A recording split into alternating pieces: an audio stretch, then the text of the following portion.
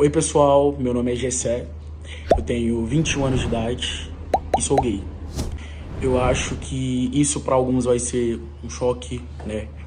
Ou para outros não, né? Algumas pessoas vão ficar, meu Deus, eu não sabia. Outras vão falar, eu já desconfiava, acho que como já sempre falam. Fala, povo de Deus abençoado, tudo bem?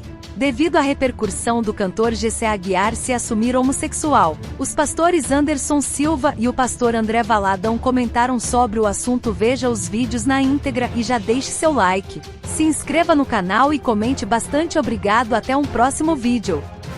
Principal chateação, sei lá, Psyu Alcântara, Leonardo Gonçalves, Kleber Lucas, Kemuel, aí recentemente esse Gessé Aguiar, eu nem conhecia.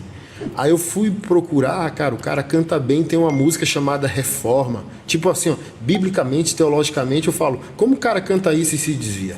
Aí o cara agora se assume homossexual, na balada, tal, não sei o quê. Aí o que me irrita profundamente, me irrita é que o dinheiro da religião evangélica é o mais fácil do mercado. O cara, ele não virou homossexual assim, tomou uma água, virei homossexual. Se ele fez isso, ele sempre foi. Primeiro ponto. Aí faz um ministério que é verdade, JA, né? Virou, não sei se mudou o nome, nem sei se pode chamar ele, né? Ou ela. Mas agora está com corpo feminino mesmo. E tudo bem. Seres humanos merecem respeito. Não estou discutindo isso aqui. Qual é a discussão? É falta de caráter. Sempre ter sido assim, vir para a igreja, mentir que é uma coisa, fazer o seu patrimônio em cima do dízimo e oferta. Mas sabe o que me choca? Não é um Gessé Aguiar se assumir gay. É a audiência gospel dele tá com ele agora, no pecado de homossexualidade. O mesmo fã gospel é o fã dele. Do tipo assim, ó, por exemplo, me posicionei, confrontei. Quando eu vou ver os comentários, eu me assusto, que é os irmãos dizendo, esse pastorzinho aí conservador que gosta de arma, né? Ele é bolsominion, ele é bolsonarista. Do tipo assim, caramba, a gente está falando de pureza de vida, pureza de fé, pureza doutrinária. E do tipo assim, para a cabeça desse crente moderno, o cara tá certo. Do tipo assim, ele tá sendo honesto. Não, ele não está sendo honesto, não, porque ele agora vai viver o pecado dele com dinheiro santo de um povo santo. Sim. Que nem sei em que medida é santo. Porque Paul Washer fala isso, o falso profeta é o castigo de Deus ao falso crente. Um alimenta o outro. Mas assim, essa galera que hoje pode se desviar, está se desviando com dinheiro santo, está se desviando com dinheiro de Jesus. E nem tem temor de reconhecer o que vai incorrer em juízo. Não é só assim, desviei e vou viver meu pecado, que já é uma responsabilidade. A responsabilidade maior não, eu tenho dinheiro em caixa, para viver bem o meu pecado. Mas do tipo assim, foi o dinheiro da igreja, cara. Assim, meu Deus, as pessoas estão sem temor nenhum de dizer bem assim, meu Deus, se Jesus é real, eu tô lascado. Porque do tipo assim, eu vou assumir um estilo de vida que é abominável ao que ele fala por meio da palavra, e eu estou levando financiamento do reino dele. Sim. E um ponto interessante, pastor, nisso tudo aí também, é de que você percebe que essas pessoas, sempre quando acontece, o caso como, por exemplo, a Priscila Alcântara, Gessé e tal, do pessoal que estava no meio gospel, né, cristão, e deixou o meio cristão. Para essas pessoas, para essa plateia, sempre há um espaço para graça para eles, mas não para mim, para o bolsominion. Então eu falo assim, peraí, então quer dizer que a pessoa que traiu a sua confiança, dizendo ser algo, mas não é, ela pegou o seu dinheiro, ela pregou algo que não vive, ela foi hipócrita no mínimo dos adjetivos, e para essa pessoa tem um espaço da graça. Você não pode julgar, você não pode fazer nada, você não pode, né? Tem que amar. Você tem que amar. Agora, para mim, que tem uma vida, correta, tem uma busca por santidade, mas eu tenho uma posição política diferente de você, a graça não me alcança, cara. É a intolerância dos tolerantes. É a intolerância dos tolerantes, exatamente. Ou seja, a graça alcança todo mundo, menos as pessoas que têm uma discordância política. E isso já basta pra mim, entendeu? Então, assim, para mim, realmente, a graça tem que alcançar essa galera toda. Mas eu não posso deixar de apontar o que é errado, pô. Adão e o Eva. E falou, agora você fica junto e pode procriar. Deus abençoe. Fui. Ele não fez isso. Um dos maiores símbolos que a gente pode ter como Deus trata o orgulho é o próprio Lúcifer. E se voltar contra Deus, em dizer que não precisa de Deus, vai totalmente contra aquilo que é óbvio.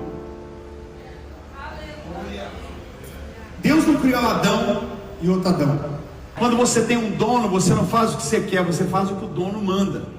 João Calvino disse, um cachorro late quando o seu dono é atacado. E eu seria um covarde se visse que a verdade de Deus é atacada e ainda assim permanecesse em silêncio. Por que medo se nós temos a palavra de Deus como fundamento na nossa vida? Por que constrangimento se nós temos que cumprir aquilo que a palavra de Deus diz? Deus odeia qualquer ação de orgulho. Pastor, uma criança que cresce com um jeito afeminado é pecadora, que dizer? Não, todos nós somos pecadores e necessitamos da graça de Deus. Uns pecando na área de homossexualidade, outros seja alcoolismo, prostituição, mentiras, né? E por aí vai. A verdade é que todos nós necessitamos da graça de Deus. Precisamos entregar a vida para Jesus e a partir de Jesus vivemos uma nova vida. Então não é sobre só uma área, mas todos nós, em algum momento da vida, precisamos dizer, Jesus, entra no meu coração, seja o Senhor da minha vida, reine na minha vida. E essa é a realidade que transforma a nossa história. É a partir daí que a gente vive um novo tempo. Como você lida com os ataques que recebe cada vez que fala a verdade? Uai, gente, você não fala a verdade com medo ou por causa de ataques e não pode deixar de falar por causa dos ataques. Você fala porque você tem um chamado. É a palavra de Deus, é o Evangelho. Né? Jesus ele não veio falar com as pessoas o que elas queriam ouvir, mas o que elas precisavam. Jesus falou do seu amor, Jesus apontou pecados, né? E trouxe transformação na vida de pessoas. E nós pregamos a palavra de Jesus, é o Evangelho. Ele tem que ser pregado por toda parte. Doa a quem doer, ou aceite aquele que crê. É o Evangelho. Sobre lidar com os ataques, o pregador da palavra, o pastor, ele não deve se comprometer. Ele tem que anunciar o Evangelho pleno. E essa é a minha oração nesses dias. Nesse mês de junho, então, onde existe tanta mensagem e uma agenda, tem que ser pregado o Evangelho pleno sobre o que está acontecendo. Quero ver todo mundo aí pregando. Vamos embora. E nesse mês de junho, esse mês de orgulho para muita gente, a gente vai estar falando sobre realidades pecaminosas na palavra de Deus. Aquele que é crente, cristão e vive pela palavra de Deus precisa ter entendimento claro daquilo que Deus abomina, que Deus odeia. Então essa é a primeira mensagem de muitas que vem nesse mês de junho para vocês. Corajoso, delicado ponto a ser tocado, mas precisamos separar o joio do trigo. Gente, desde quando tocar no assunto de pecado na igreja se tornou uma questão de coragem e de ser um assunto delicado? Jesus não teve nenhuma dificuldade, o apóstolo Paulo não teve nenhuma dificuldade. Por que você e eu deveríamos ter? Pelo contrário, é hora da igreja falar mais do que a Bíblia diz sobre pecado. Isso não é um privilégio de um ou de outros. Todos nós devemos falar nesse assunto também, em nome de Jesus. O Evangelho é sobre arrependimento, mudança, né? Não viver para si mesmo, não viver pela carne, mas pelo Espírito. Esse é o ponto, essa é a chave.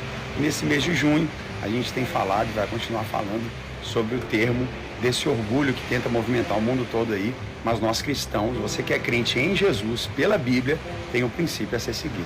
É isso aí. Não quero perguntar e sim agradecer pelo seu posicionamento sobre esse mês. Olha, eu espero que eu não seja o único. Muito pastor pregando sobre vitória, conquista, provisão, oração, glória a Deus por tudo isso. Mas eu acho que mais do que nunca é hora de se pregar também sobre pontos daquilo que move muito a sociedade nesses dias, move muito a nossa geração nesses dias.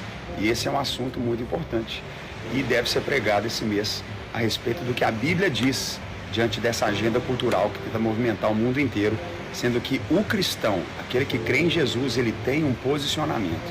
Então eu acho que é uma responsabilidade, né, de muitos pastores e líderes nos seus púlpitos, literalmente, lerem a Bíblia com a sua igreja, porque a igreja precisa cada vez mais de esclarecimento vindo do altar sobre aquilo que Jesus disse, né, que os apóstolos disseram pelo Espírito Santo. É isso aí. Quando você vai deixar de ser um trouxa homofóbico? Não, eu não sou homofóbico. Existem muitas pessoas na homossexualidade que frequentam a igreja da Lagoinha, frequentam muitas igrejas. Nunca agredi um homossexual, nunca impedi um homossexual de estar na igreja, nunca vou fazer isso. Prego o evangelho e vou pregar e amar, pregar a palavra de Deus a todos, a todas as pessoas, independente da sua opção sexual, independente da sua raça, da sua condição financeira, né, condição cultural, o evangelho tem que ser pregado.